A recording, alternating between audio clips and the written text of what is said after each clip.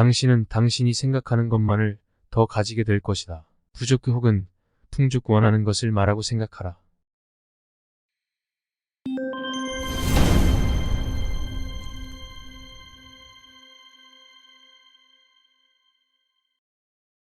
안녕하세요. 마인드 스나이퍼입니다. 오늘은 미국 최고의 카운슬러이자 세계적으로 1억 부 이상 판매된 닭고기 수프 시리즈의 공저자인 잭 캔필드의 무의식의 프로그래밍 방법에 대한 내용을 소개드리려 합니다. 오늘도 이 영상을 들으시고 다시 한번 마인드를 리셋하는 시간이 되었으면 합니다. 여러분, 우리는 할 수 있습니다. 그럼 시작하겠습니다. 구독 한 번씩 부탁드립니다.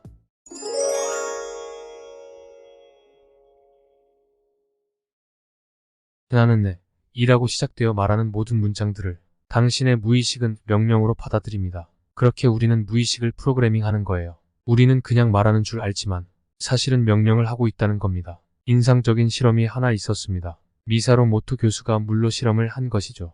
페트병 물을 2병 두고 한 병에는 부정적인 말을, 다른 한 병에는 긍정적인 말을 했습니다. 그 후 그 물을 얼리고 얼려진 물을 꺼내어 현미경으로 관찰을 해보니 부정적인 말을 한 물은 검정 기포들이 생성이 되고 긍정적인 말을 한 물은 정말 아름답고 완벽한 결정체를 만들어내었습니다.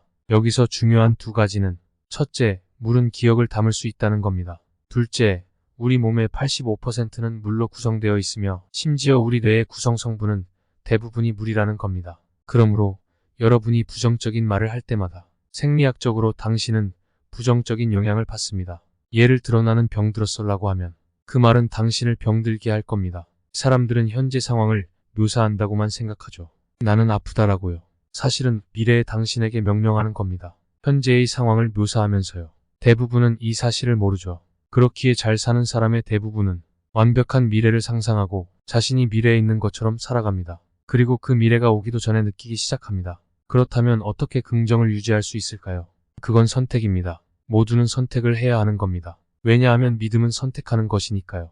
우리는 믿음이 보이는 것의 결과라고 생각합니다. 예를 들어 최면으로 우리의 손가락이 불에 달궈진 철이라고 하고 몸에 가져다 대면 최면에 걸린 몸은 물집을 생성합니다. 마찬가지로 내부의 생각이나 활동 혹은 모든 마음은 믿음으로부터 시작됩니다. 그러니까 지금 믿어야 할 것은 현재의 나를 원하는 나로 만들어줄 것을 믿는 겁니다. 예를 들어 성공한 사람들이 믿었던 것들을요. 오프라 윈프리는 가난한 가정에서 자라고 성폭행 피해도 당했습니다. 하지만 그녀는 자신이 반드시 성공할 것을 믿었습니다. 그런 믿음이 없는 사람들은 시도조차 하지 않습니다. 그러므로 믿음은 각자의 선택입니다. 그리고 두려움은 일어나지도 않은 상황을 상상하면서 일어나는 겁니다. 걱정은 부정적인 목표를 세우는 겁니다. 당신이 해야 할 일은 같은 힘을 긍정적으로 이용해서 불확실한 미래를 긍정적 결과로 만들어야 하는 겁니다. 꿈에 가깝게 가는 생각 혹은 멀어지는 생각으로 말입니다. 뭘 선택할 건가요? 의식을 가지고 선택하세요. 주변의 대부분 사람들은 무의식적으로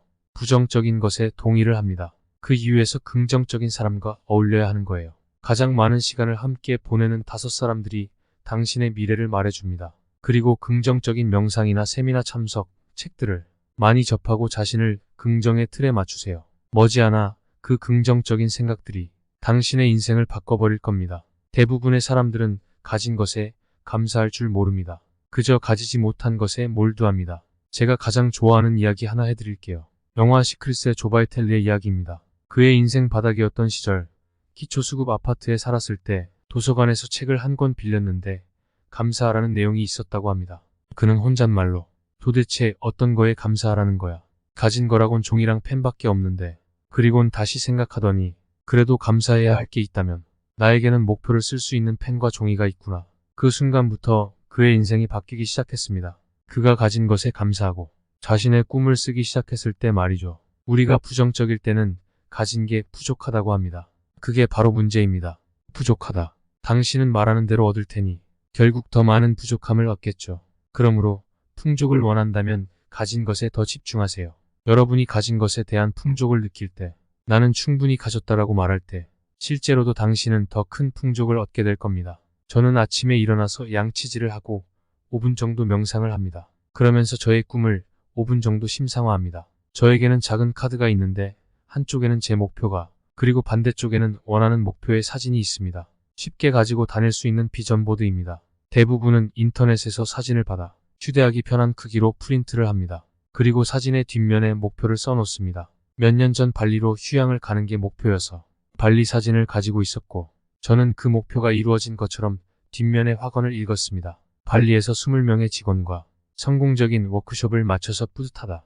개인의 순수익도 5억을 모두 남겼다. 그리곤 반대로 돌려 발리 사진을 보며 눈을 감고 발리에 있는 것을 상상을 합니다. 앞에 바다를 보며 아주 고급스럽게 와인을 마시는 상상을 합니다. 그리고 작년 워크숍을 발리에서 실제로 했습니다. 당신은 인생에 당신이 뭘 원하는지 정확히 알아야 합니다. 모든 것을 가질 수 있다는 가정을 해봅시다. 신이 로또에 당첨되게 해준다면 어떻게 살고 싶습니까? 말리부의 비치하우스에 살면서 유럽 여행을 1년에 5번 가고 싶다 등 모든 것을 적으세요. 그리고 명상과 상상으로 의도적으로 목표를 빠르게 채워가는 것이죠. 마치 끌어당김의 법칙처럼 말이죠. 그렇기에 목적지를 정하라는 겁니다. 마치 GPS 시스템처럼 어디에 있든 가고 싶은 곳을 정하면 그 GPS 시스템이 가는 법을 알려줄 겁니다. 차가 출발 후 어느 경로로 가는지 모르잖아요.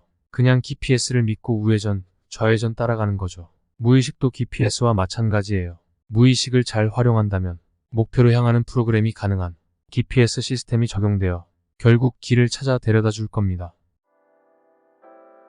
여러분 어떠신가요? 오늘도 여러분의 가슴속에 커다란 울림이 있었기를 바라며 저는 더 좋은 내용 가지고 다음 영상으로 돌아오겠습니다.